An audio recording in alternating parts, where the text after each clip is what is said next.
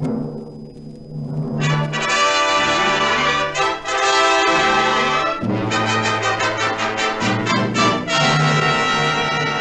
O'Brien Girl, with singing stars Eula Parker, Geoff Brooke, and the Keanotes. Little Miss O'Brien, far too high you're flying, all unheeding you'll be speeding till your head's a whirl. Little Miss O'Brien, home you'd best be flying. Where your wayward wings to furl, in your humble nest to curl.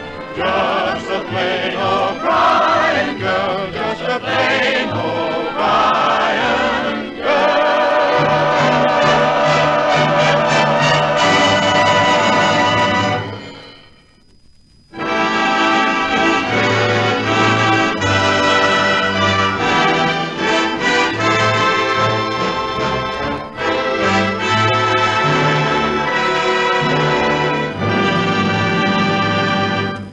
It's the height of the holiday season, and the grounds of the Lake Hotel are crowded with guests. Among them is Mr. Wilbur Billy Weathersby, general manager of the firm of Patton and Drexel. He's waiting by the entrance for his chief, Mr. Humphrey Drexel, to appear. Mr. and Mrs. Drexel have just driven up from town and have gone to their rooms to change. Billy sees him, a rather fussy, overdressed man with perpetually hunted look. I'm here, Mr. Drexel. I couldn't see you in the bright light. Sorry I was so long, my boy. Had to change. Wife made me. So, I see. How do you like my chest suit? Oh, so? But why do you call it that, sir? Well, every time the tailor sends his bill in, it's my move. Oh, I see. It's not really a check suit, sir. Very good. You took long enough to put it on. My goodness. Tell me I'm dreaming. Over there, look. That's never the O'Brien girl. It is. Alice O'Brien, our head stenographer. Did you ask her up here? Oh, of course not. Oh, dear. If my wife finds out, she'll jump to the worst of wrong conclusions. But surely, sir, you're not afraid of Mrs. Drexel. You're master in your own home. Paymaster, Billy. I'm boss in the office, but she's the commander-in-chief. But I don't get this. Alice could never afford to come here on the salary you pay her. That's unless you've been giving her extra. Oh, but you'd never do that. Of course not. I know. It's that wretched inheritance she told me about. That £200 her uncle left her. I told her to invest it. Looks as if that's what she's done. Invested it in a good time here. And my wife has picked the same hotel. Oh, what a wonderful time I'm going to have keeping them apart. Doesn't look as if you'll have to worry. She's surrounded by men. And your partner's son, Larry Patton's among them. But he mustn't have anything to do with her. Where is he? Well, at the moment, he seems to be teaching some of the girls the latest college dance. Like this, girls. Chipurva, Kayanga, Onondaga. Sounds more like a Red Indian dance to me. Wow, wow, pow, wow, big chief, heap, happy, he, go, powder puff, ball tonight.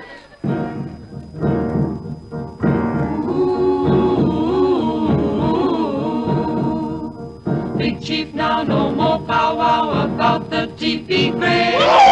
Pretty score of Iroquois, no more she swing and sway. Still, Big Chief, he'd just as lief forget the far away, for he sees he'd much to please in white girl dance today. Oh, we like 'em much take dance in a snookum white girls dance. When sweet white girl dance, it all the same like Indian prance. The funny quick step and trick step she know. Move her heel and toe, just like a squaw of long ago. She make 'em wriggle and wiggle, just so. Walk like wounded goose, or like a lazy loping moose, or like a waddling and toddling little baboon. Shake like shivering lambs to happy tunes and tom-tom chants. Oh, little bright girl, She bright girl, so Big Chief Indian prance. Humphrey! Aha, the master's voice. Confound it. If my wife ever loses me, it'll be through double pneumonia, not carelessness. Humphrey? Oh, there you are. I've been calling you. Oh, I see you're with Mr. Weathersby. How do you do, Mrs. Drexel? I was never better. But you look pale, Humphrey. Yes, I feel pale. I just tripped over one. A pail? Yes, a white bucket. I wish I'd kicked it. But you said you did. Oh, never mind. I have some news. There's a very important person staying here. Everyone's crazy about her. Quite mysterious, too. And you know how I love mysteries. I had the proprietor introduce us. Oh, and who was she? Her name is O'Brien, but everyone calls her the O'Brien girl. The O'Brien girl? Yes. Do you know her? Never heard of her, have we, Billy? She's very lovely, and I know she's important, so I've asked her to come with us to the Longworths for tea. The Longworths? The exclusive Longworths? My hat. I don't see what your hat's got to do with it. You've asked my You've asked her to the Longworths? Yes, and she's coming. Mr. Weathersby, do be an angel and find Eloise for me. I'm dying to present my daughter to Miss O'Brien. There's nothing I'd like better. Bring her straight back, mind. Eloise, you bet I'll go and find her. I've been waiting for the chance. Oh, gee. Oh, gosh. Oh, golly, I'm in love. Oh, gee. Oh, gosh. It's you I'm thinking of. I love to hold your teeny-weeny hand in mine. I get a tickly, wiggly feeling round my spine. Oh, me. Oh, my. Oh, how I love to kiss. I swear that home could never be like this. You have got my nerves unstrung. Let's be foolish while we're young. Oh, gee. Oh, gosh. Oh, golly, I'm in love. As you may have gathered from Billy's enthusiasm, he's rather keen on Eloise Drexel. But unhappily for him, Mrs. Drexel plans to marry her to Larry Patton, son of her husband's partner. She and Humphrey would be just a little worried if they could see Larry now, because Larry has found the O'Brien girl. How do you do? I'm sure we've met somewhere before. How do you do, Mr. Patton? I was right then, we have met. Oh, no, we've never met. You've seen me lots of times. But you'll be awfully disappointed when I tell you where. I bet I won't. Where? In your father's office. I'm Alice O'Brien, his stenographer. Oh, I remember. I gave you a letter. To your tailor, telling him he'd have to wait for his money. But what were you doing posing as a stenographer? I wasn't. I'm posing here. I don't understand. It's quite an innocent masquerade. I came into a little money, just enough to have one good fling. So here I am. Oh, bully for you. Now I know I'm going to have a good time, too. Do you believe in luck? Yes, I do. So do I, and I'll tell you why. It never could ever be said I'm superstitious. I blush for shame, but just the same, I know that it's so that good signs will bring our wishes. I'm telling you. I know it's true, and that is why I do. I found a four-leaf clover, and the next day I found you. And I saw the moon anew over my right shoulder, too. They say it's good luck the whole world over, and I must believe it's true. For I found a four-leaf clover, and the next day I found you. Oh, isn't it wonderful here? It's as if all my dreams have come true. I've been having a heavenly time, and now everything is perfect. Do you know why? Well, I'd like to hope that I've got something to do with it. Oh, you have. But this is the most marvelous thing. I've been invited to the Longworth tea. You have? Then you must let me take you in my canoe. There'll be plenty of room. Will you? Oh, yes, I'd love that. But if I come, you must promise me one thing. Anything? No, just this. I want you to promise that for a little while you'll try and forget that I don't really belong to all this. Oh, of course you belong. I'll see to it that you have the time of your life today and at the ball tonight. Gosh, me. When I think you've been living right under my nose and I didn't know it. That's the way life is. Yes, that's the way life is. Now that you've been found, Yes? I'm going to forget everything except that I'm going to take you to the Longworth tea in my canoe. I'm drifting along with the tide. Drifting along. I've gone astray. My day is through. My day is through. And so I'm just drifting along with the tide. I lost my way when I lost you. My boat's so frail. frail, tossed by a stormy sea, is forced to sail anywhere fates decree. The wind shall carry me and soar. On with the tide I'll go drifting until we meet again. I'm drifting along the tide. I've gone astray. My day is through. I'm drifting along with the tide. I lost my way when I lost you. My boat so frail, tossed by a stormy sea, is forced to sail anywhere fates decree. The wind shall carry me, and so on with the tide I'll go drifting, until we meet again. Till we meet again. At the hotel, Mrs. Drexel is making all arrangements while Humphrey has been racking his brains to think of some way of preventing his stenographer being included. Oh, my goodness, what a mess. I wouldn't hurt the O'Brien girls' feelings for all the aristocratic families in the world, but if Molly finds out, she'll kill me. Humphrey, will you stop mumbling to yourself and listen to me? I've got everything arranged now. Laddie is taking Eloise in his canoe, Billy will take Miss O'Brien in his, and we will go in the launch. Ah, here you are, Mrs. Drexel. Everything's fixed. Miss O'Brien will come with Eloise and me. But Billy is taking her. Eloise? Oh, that's okay with me. Eloise is going with you. Yes, my boy, it wouldn't be fair for Eloise to have to travel all that way with a stranger. A stranger? That's a joke.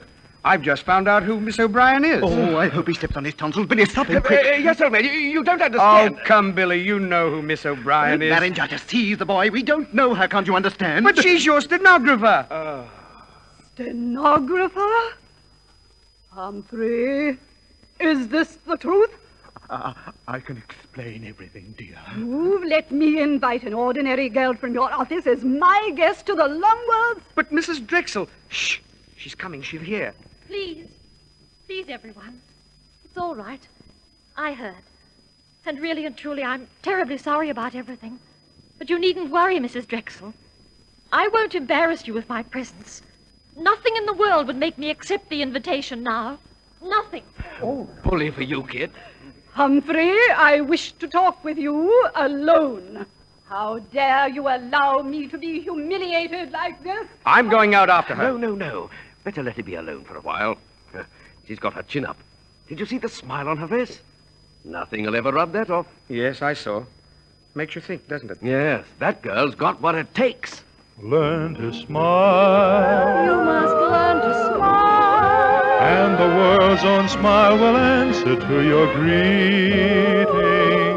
Just a smile. Without lure or guile, one that shows a tender heart beneath its beating. Not too bold, and yet not too cold. Just a hint of sweet approval shines above it. Such a smile will make life worthwhile. For whoever sees it cannot help but love it.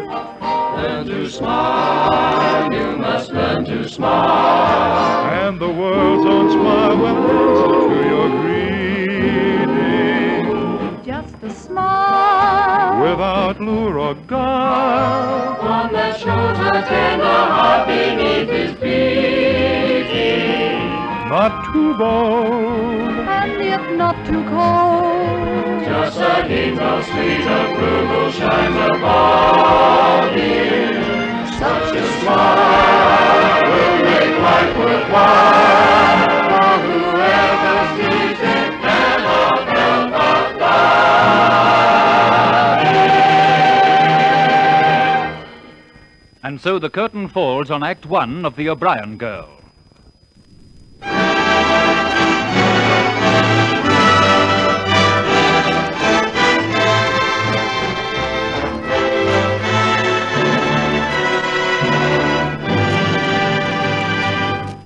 On the way to the Longworth tea, Larry's canoe sinks. Larry is knocked unconscious and is saved from drowning by Eloise. Night has come. Mrs. Drexel has recovered from the shock of the afternoon, and all her thoughts are for the moment when the engagement of her daughter Eloise to Larry is to be announced. The ballroom is crowded with guests, watched wistfully from the outside by the O'Brien girl. Billy Weathersby, who has been searching for her, approaches. Ah, here you are. And looking very lovely, too. Why aren't you dancing? It's fun just watching. Oh, much better dancing. I say, you look a long way from the office tonight. I'm not, though. I'm going back tomorrow. Then I'll make sure you have a good time tonight. Let me have your program. But, Mr. Weathersby... Please. You can leave it to me to pick the right sort of partners. I'd ask you for this number myself, but I'm not so good on these modern numbers, and I'd rather talk. Oh, it's quite easy. You can dance and talk, too, to this one. Oh, is that so? Right, you do the dancing and talking, and I'll just watch the step and listen. Society has learned a brand new dance. You see it everywhere. It's scarcely noted for its elegance, nor for its ritzy air. It's practiced in most every station, this art of rhythmic conversation. The conversation step, it's very easy, a close formation step and kind of squeezy. There is no hop to it, there is no stop to it, just keep on walking and keep talking, talking. Around and round it goes, you cannot hurry, and as for stopping toes, you needn't worry, but it may cost your rep, this foolish conversation step. Mind if I cut in, Billy? You don't want to be dancing with one of the firm, Miss O'Brien. Thank you. The conversation step, it's very easy. Do a close formation step and kind of squeezy. There is no hop to it, do. There is no stop to it. Just keep on walking and keep talking, talking. Around and round it goes. You cannot hurry, And as for stopping toes, you needn't worry, but it may cost your rep, this foolish conversation step. the conversation step.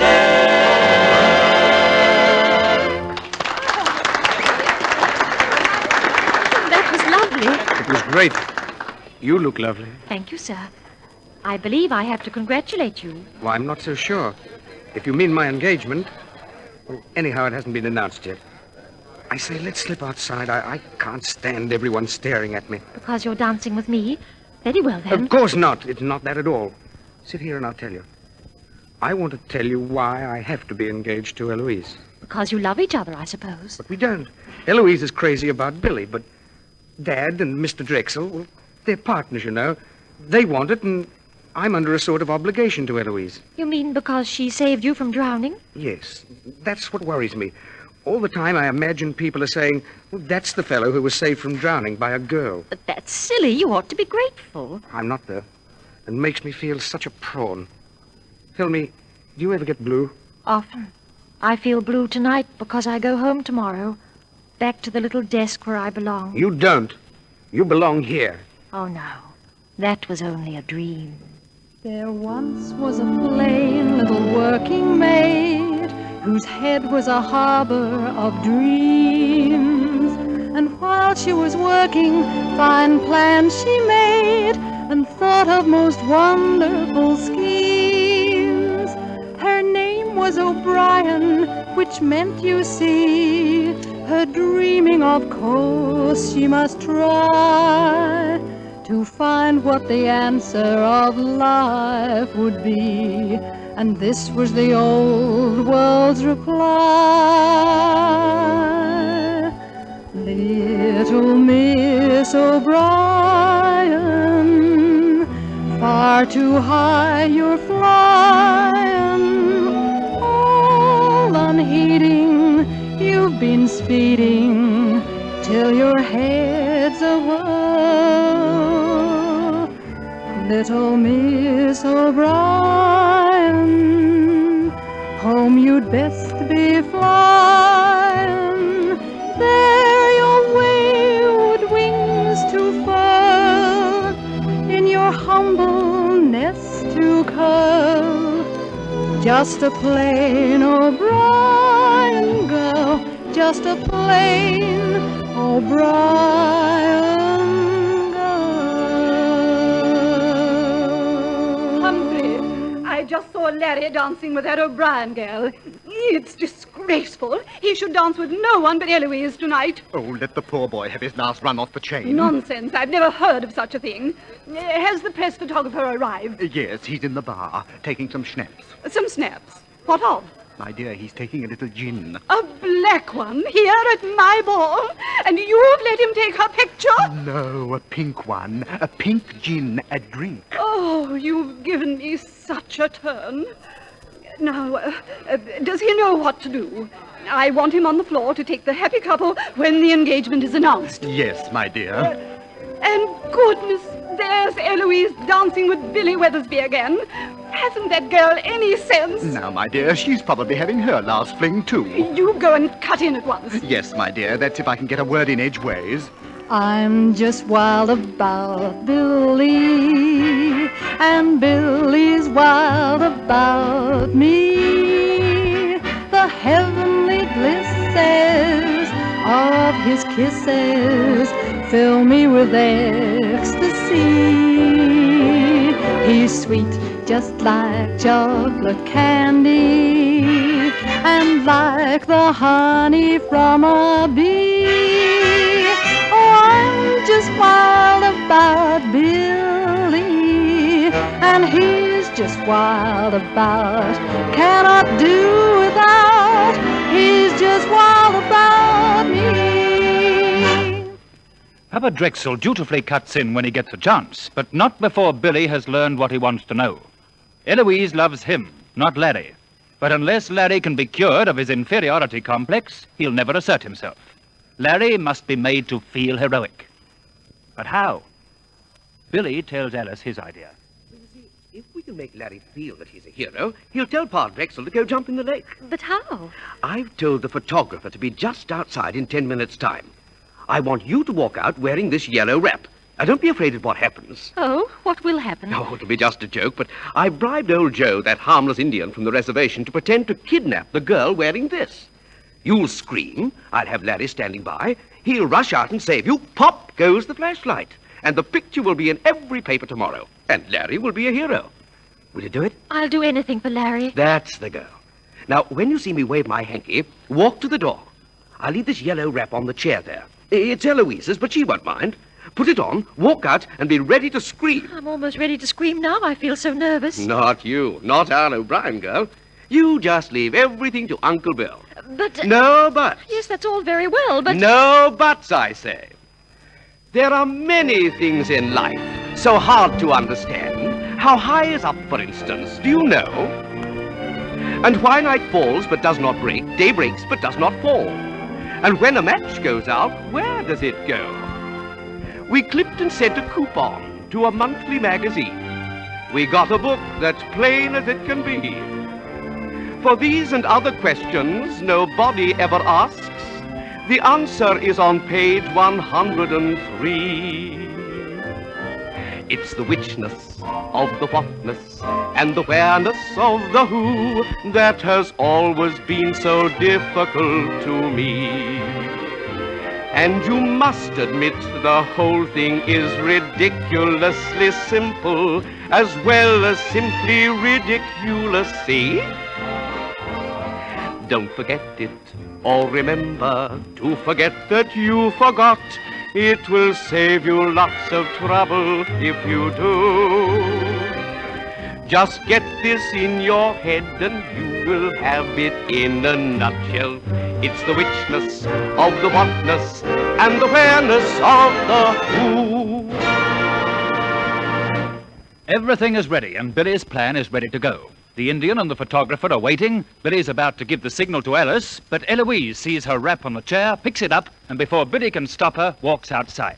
Too late, he rushes after her, but... Good heavens, that's Eloise. Oh, what happened? What happened? It was an Indian. He tried to run off with Eloise, but Billy saved her. Here they are. Oh, you wonderful man. You saved my child. My goodness, Billy, you're a brave man. No buts, Mr. Weathersby, I won't tell. And to think Larry just stood by and did nothing. Oh, come to mother, my precious. I don't care what you say, Humphrey. I could never give my daughter to a man who couldn't protect her. Then who are you going to give her to? Why, who else than to the man who did? Congratulations, Billy. Well, if you insist. But what about Larry? Oh, don't worry about me, sir. Because if Alice will have me, I'd like to announce my engagement to her. But what will your father say? I don't care what he says. What I want to know is what Alice says. I haven't asked her yet. Well, what do you say, darling? Oh, Larry, of course I will, darling. Learn to smile, you must learn to smile. And the world's own smile will answer to your greeting. Just a smile. Without lure or guile. One that shows a tender heart beneath its beating.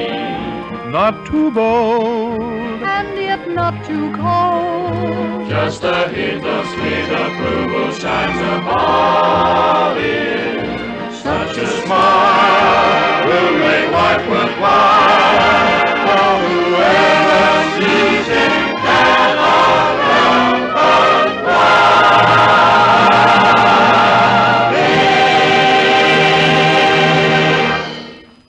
Little Miss O'Brien, far too high your fly. In The O'Brien Girl, you heard Madeline Orr, Don Moore, Frank Rich, and Patricia Kennedy. The part of Billy was spoken and sung by Douglas Kelly. Your singing stars were Eula Parker, Geoff Brooke, and the Keanotes. Orchestra and chorus conducted by William Flynn. Your narrator was Maurice Callard. The O'Brien Girl was produced by Alf Potter and directed by Cedric Zahara. Stay away.